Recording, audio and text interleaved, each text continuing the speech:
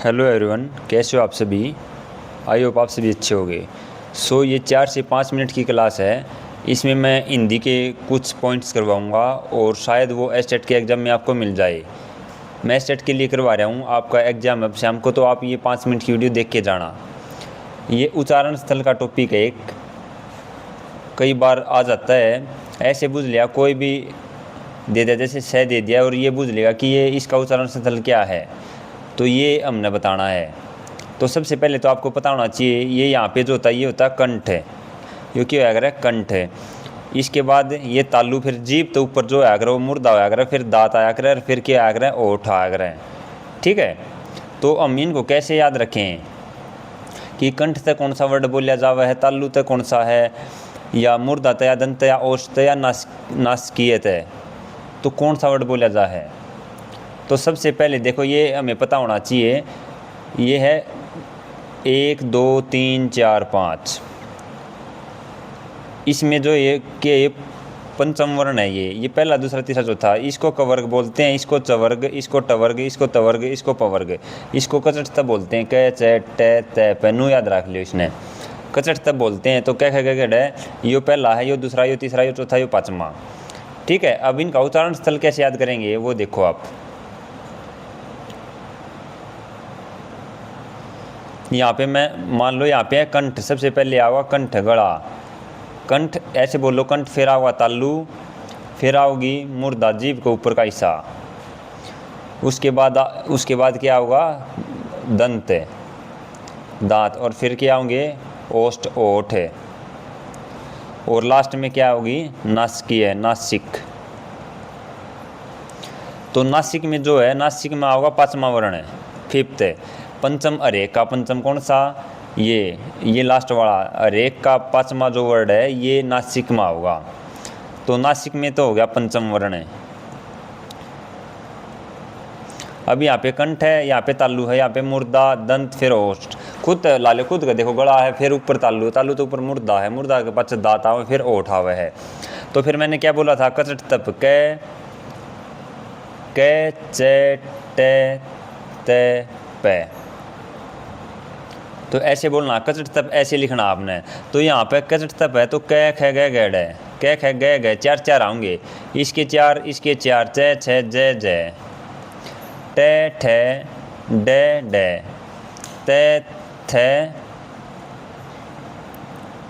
The the, प फ ब ब। तो चार चार आगे हो गए ना, 1 मिनट में याद है। सबसे पहले बोलो, समय पहले कंठ आओ, फिर उसके ऊपर तालु, फिर आओ मुर्दा, फिर आवे दंत, और फिर आवे ओष्ठ। तो फिर ये बोल कर फिर बोलना कचट तप क च ट त प। कचट तप बोल दिया, फिर इनके चार चार लिख दो, चार चार लिख दिए। फिर पांचवा वर्ण जो है अरेख का, अरेख वर्ग का पंचम वर्ण आवा नासिक में। ठीक है, इस प्रकार से आपने याद करने हैं।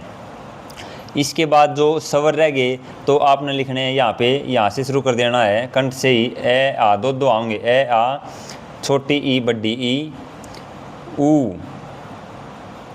ऊ और बड़ा ऊ, ये आ जाएंगे ओष्ठ में, ये आएंगे। और एक एक दो वर्ड और याद करने हैं आपने। तालु में याद करना आपने यस है, ये और से यस है। और मुर्दा में आपने याद करना है री है, तो री के अंदर क्या आ जाएगा, रे भी आ जाएगा, और 61 कोण वाला से भी याद करना है। ए आ ई, फिर री यहाँ पे आ जाएगा, और ऊ। यस यहाँ पे तालु में एक याद करना आपने अलग तय यस है, और इसमें एक अलग तय याद करना, री के साथ रे आ जाएगा मुर्दा में, और 61 कोण वाला से यहाँ पे आ जाएगा। ठीक है, यहाँ पे दांत और ओठ, दंतोष्ठ जिसको बोलते हैं, दंतोष्ठ में आएगा वह, क्या होगा वह। दांत में 2 वर्ड और आएंगे, तय थे दे तो आएंगे ही। यहाँ पे ल और से आएंगे, ल और से, यस तालु में, और ल से दंत में, ल से। ठीक है, तो ये आपके मोस्टली कवर हो गए हैं।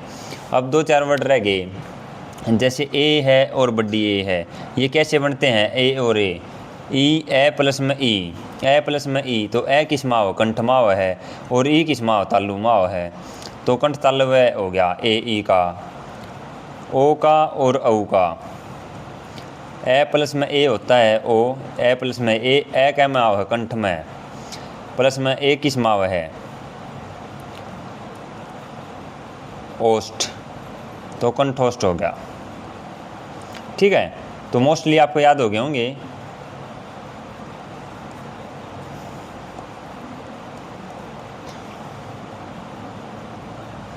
जो 4 वर्ड रह गए, अक्षय, त्रय, अगस्र, ये किस में आएंगे? अक्षय क्या होता है? अक्षय होता है कै प्लस में स। इब कै किस में आया था? कंठ में आया था कै, और स किस में आया था? मूर्धा में, तो कंठ मूर्धन्य हो गया।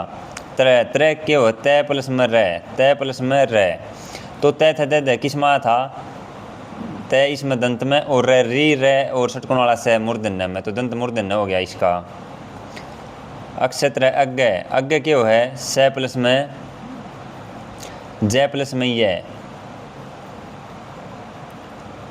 जय प्लस में ये अन है यो, तो जय किस में आया था? च छ जय तालु में आया था, यो तालु में आया था, और यो पंचम वर्ण है तो यो नासिक में आया था, तालु नासिक ही हो जाएगा यो। और सरय, सरय क्या होता है? दुआड़ा स प्लस में र, तो दुआड़ा स मैंने ये से बोल रहा था तालु में, और ये रह ले वे ये किस में? नासिक में, तो तालु नासिकी हो गया। तो मोस्टली आपको याद हो गए होंगे। देखो ये 4 किस में हैं? ये 4, ये 4, ये 4, ये 4, ऐसे बोलो। कंठ, फिर उसके ऊपर आया कर तालु, फिर आया उसके ऊपर मुर्दा, फिर आऊँगे अपने दांत, फिर आऊँगे अपने ओठ, हो गए। और ये पाँचवा जो था, पाँचवा वर्ड जो था, ये आएगा पंचम वर्ण नासिकीय में। क्लियर?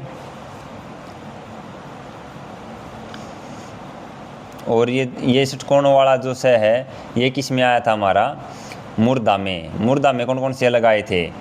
री, र और षटकोण वाला स, और ल और स किस में आए थे? दंत में, और वह किस में आया था? दंतोष्ठ में। और यस, ये और स किस में आया था? ये और स आया था तालु में, ये और स किस में आया था? तालु में। और ये एक दो और रह गई इसमें, यहाँ पे कंठ है, कंठ से पहले होता कंकल है, तो कंकल में आया करे ए और ये विसर्ग, ए और विसर्ग ये आता है। तो एक बार फिर से रिपीट करवा देता हूँ, 1 सेकंड लगेगी। सबसे पहला होगा हमारा कंकल, फिर होगा अपना कंठ, कंठ फिर होगा तालु, तालु फिर होगा अपना मुर्दा, फिर आऊँगे अपने दांत, फिर आऊँगे अपने ओष्ठ, और फिर आओगी अपनी नोज। तो नोज में पंचम वर्ण हो गया सबका। यहाँ पे क, च, ट, त, प हो गया। 4 लिखने हैं। फिर यहाँ ए, आ, फिर छोटी ई, बड़ी ई, फिर यहाँ पे तालु में ये स्वर बताया था। फिर री, इसमें आ जाएगा री, और र और स ये वाले बताया था। यहाँ पे दंतोष्ठ में आ जाएगा वह, यहाँ पे ल और स अलग से था, और यहाँ पे ऊ और बड़ा ऊ, ये 2 थे। बस ये है, हो गया याद सबको? ये आप बना लेना ए प्लस ई, ए प्लस में ए।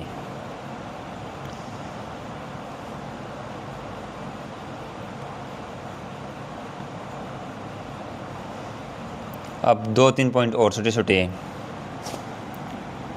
देखो। क्या हो है? कै ख गए गए, कैसे मैं तक लिख लो। कै ख गए गए कै च टे त पे, एक तो सही नहीं लिखा करो। च छ जय जय न, टे ठे डे डे ण, ते थे दे दे न, पे फे बे बे में। ये क्या हुए हैं? ये हुए हैं स्पर्शी व्यंजन। स्पर्शी व्यंजन होते हैं ये। 25 होया करें ये टोटल। कैसे मैं तक, कैसे मैं तक 25 होया करें। इसके बाद ये रे ले वे, ये होंगे अंतस्थ। फिर 4 स ये होंगे हमारे उत्सम। तो 4 ये होया करें, 4 ये होया करें। तो कितने हो गए हमारे? 33 हो गए।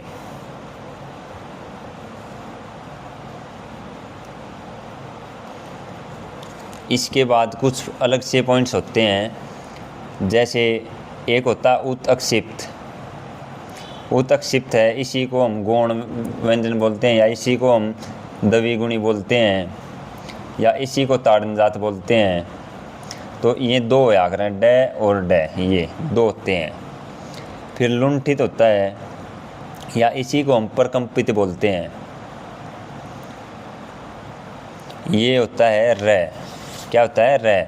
फिर पार्श्व व्यंजन होता है एक, पार्श्व व्यंजन, ये होता है ले। फिर होता है संघर्षहीन, जिसमें संघर्ष ना लगता, संघर्षहीन या अर्ध स्वर बोल सकते हो, ये होता है ये और वे।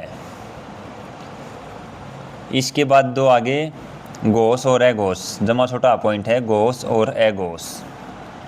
घोष और अघोष के होते हैं, घोष होता है 3 4 5 और ये होता है 1 2, बस इतना याद रख लो।